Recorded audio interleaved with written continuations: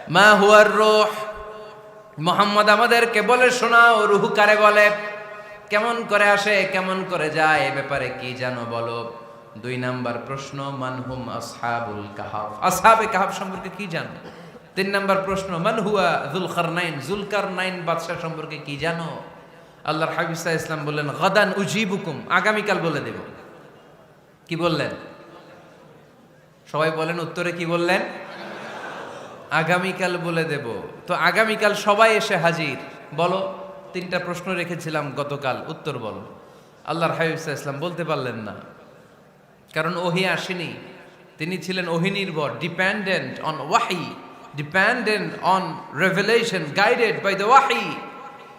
তিনি এর পরের দিনে বললেন গাদান উজিবুকুম, আগামীকাল বলবো। এর পরের দিনে এরা এসে হাজির, উত্তর নাই।